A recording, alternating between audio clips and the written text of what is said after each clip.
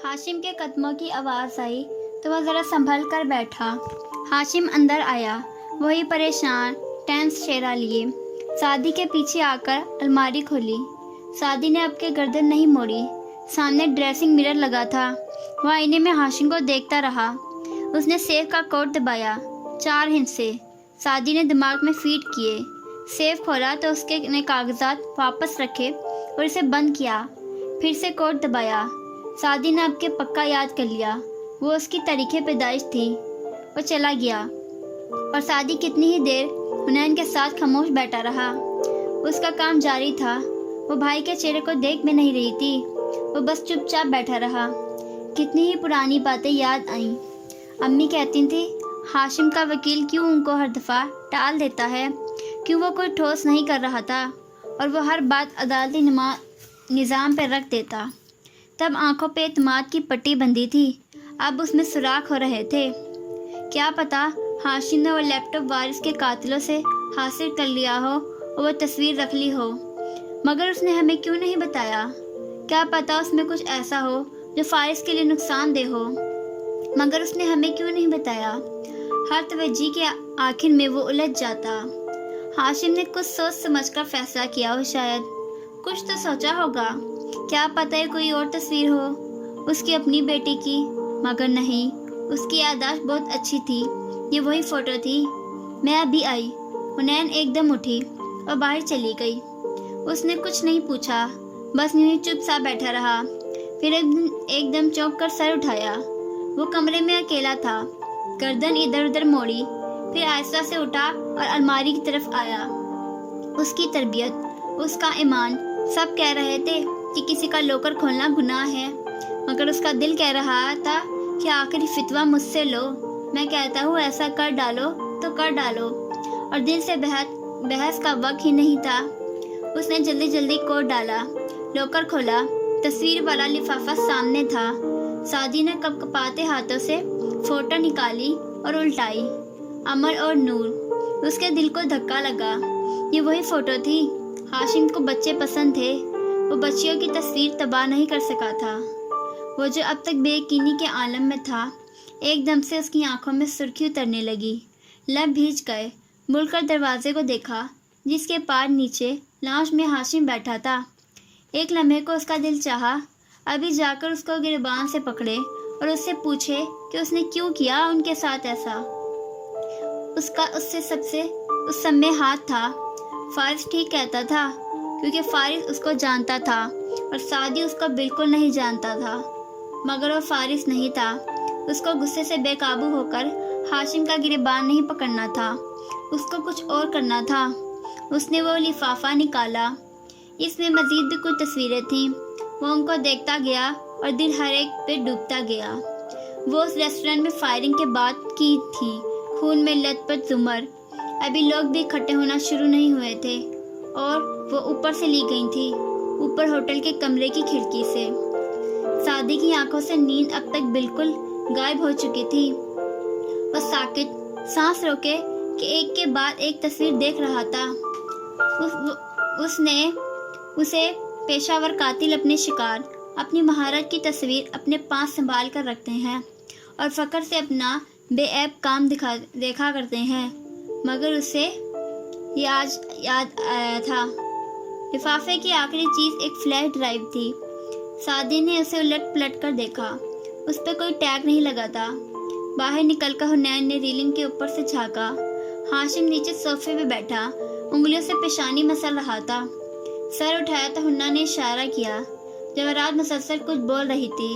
Aurangzeb phone पे बात कर रहे थे। हाशिम उसके इशारा करने पर उठकर ऊपर आया। जिस वक्त सादी लॉकर में डिब्बा रख रहा था, वो दोनों बंद दरवाजे के आगे खड़े थे। नौशेरा भाई का कमरा कौन सा है? मुझे चेक करना है उनका कंप्यूटर हैक तो नहीं किया गया। लैपटॉप तो वो साथ लेकर गया था, मगर वह ज़्यादा डेस्कटॉप इस्तेमाल करता है। हाशिम साथ वाले कमरे में दाखिल हुआ तो वो पीछे आई। उसने बत्ती जलाई और कंप्यूटर टेबल की तरफ इशारा किया। एन उस वक्त सादी दीवार के पार लॉकर में से तस्वीरें निकाल कर देख रहा था।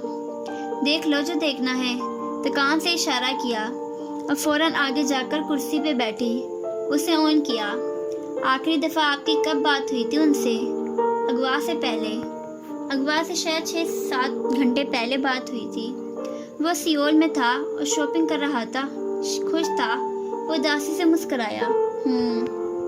अच्छा, उसका कंप्यूटर का पासवर्ड क्या है? पता नहीं। हाशिम ने शाने उचकाए। थका थका सा वो सोफे पे गिर सा गया। दरवाज़ा पूरा खुला था। नीचे से जवाहरात के बोलने की आवाज़ हनूज आ रही थी।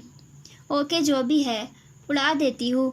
एडमिनिस्ट्रेटर पे पासवर्ड नहीं था, तो उसने आसानी से कंप्यूटर खोल लिया। अब वो खामोशी से कीज दबाती काम करने लगी। क्या आप लोग पैसे दे रहे हैं? मेरा मतलब है, अभी आप अपने लॉकर से कुछ निकाल रहे थे। डैड दे रहे हैं। पैसे शेरू से बढ़कर नहीं हैं। वो बंद आंखों को मसल रहा था। आप किसी और से राब्ता करने की कोशिश तो करें।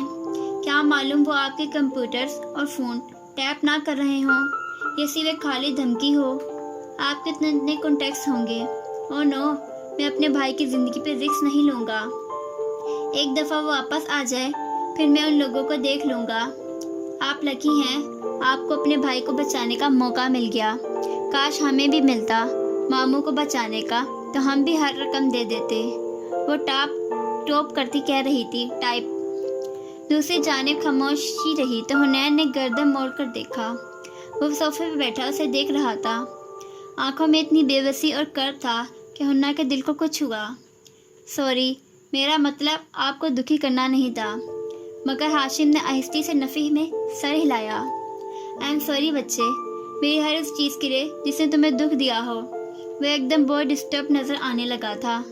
अलीशा का मामला मैंने गलत तरीके से हैंडल किया, फिर अभी भी मैं तुम पे गुस्सा कर गया। मुझे तुम्हारे साथ ऐसा नहीं करना चाहिए था। आई एम सॉरी बेटा। आंखें बंद की, उंगलियों से पेशानी मसलता रहा। हुनैन हाथ रोककर उसे देखे गई। मैंने भी जो भी कहा परेशानी में कहा।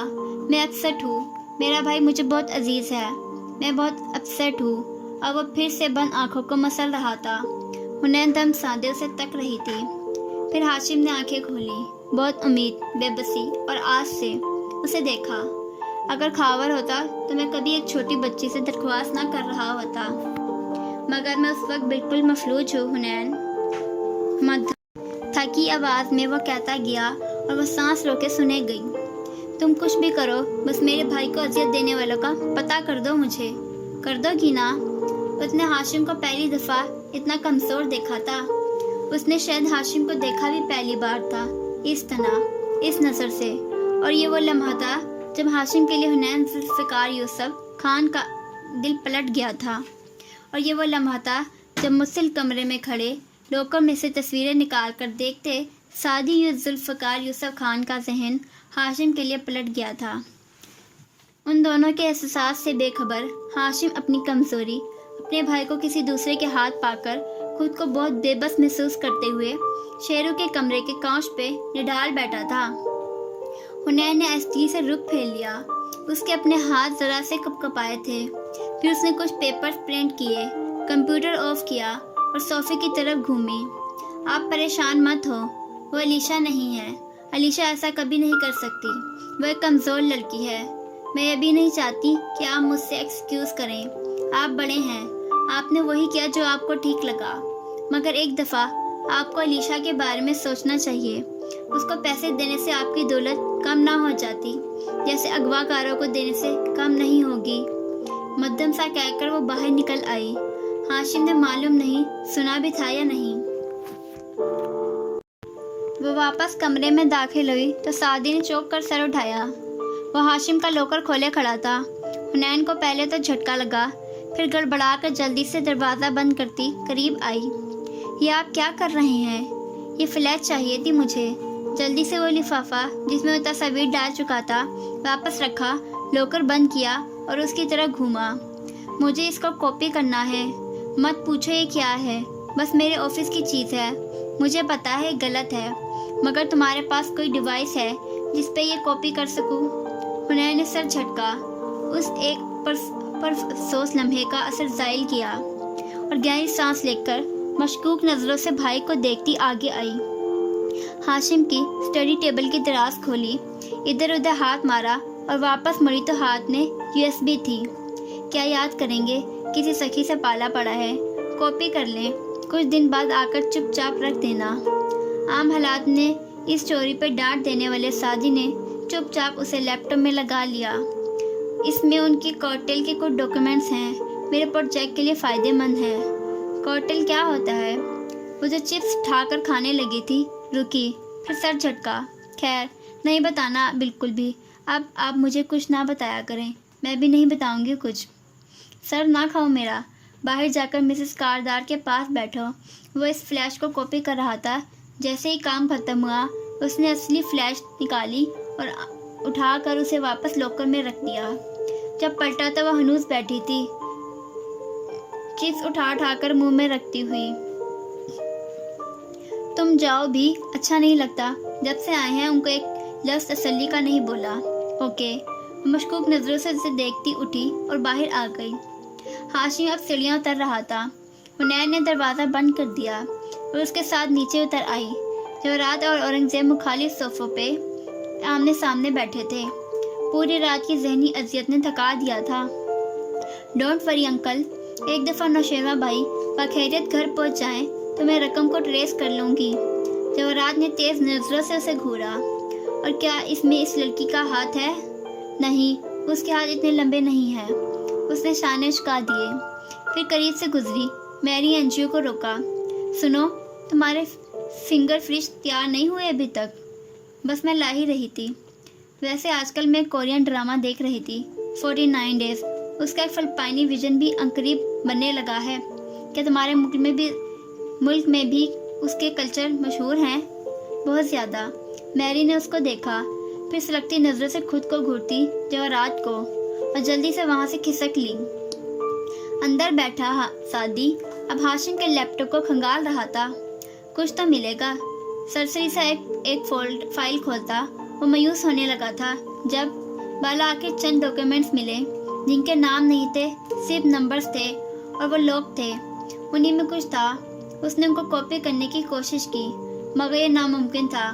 اب کیا کرے؟ اور تبھی اغوا کاروں کا اگلا پیغام آیا۔ پیغام پڑھ کر سعدی تیزی سے باہر ریلنگ پہ آیا۔ نیچے سب بیٹھے تھے۔ حنین بھی ٹانگ پہ ٹانگ رکھے پاؤں ہلاتی موبائل پہ بٹن دبا رہی تھی۔ ان لوگوں کا نیا پیغام آیا ہے، پیسے مل گئے ہیں، نوشیروہ 4 سے 5 گھنٹے تک پہنچ جائے گا، مگر اس کے پہنچنے تک وہ نہیں چاہتے کہ ہم کسی کو خبر کریں۔ وہ لیپ ٹاپ لیے نیچے اترتے ہوئے بتا رہا تھا۔ فلیش جیب میں تھی اور چہرے پہ گہری سنجیدگی تھی۔ ذہن ابھی تک الجھا تھا۔ سب خاموش رہے۔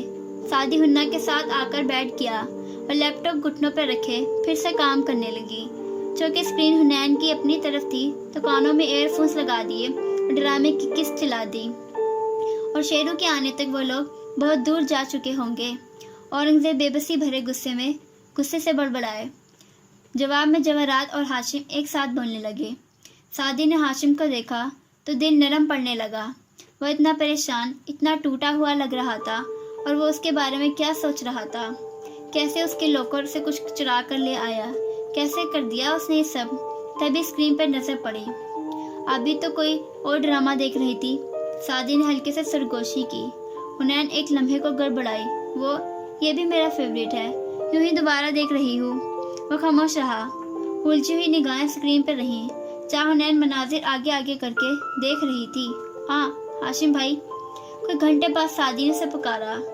وہ جو درمیان میں اٹھ کر باہر چلا گیا تھا، شیرو کے آنے کی تیاری وغیرہ، ایئرپورٹ فلائٹ ٹائمنگ چیک کرنے، اب آ کر بیٹھا تھا۔ ذرا چوک کر اسے دیکھا۔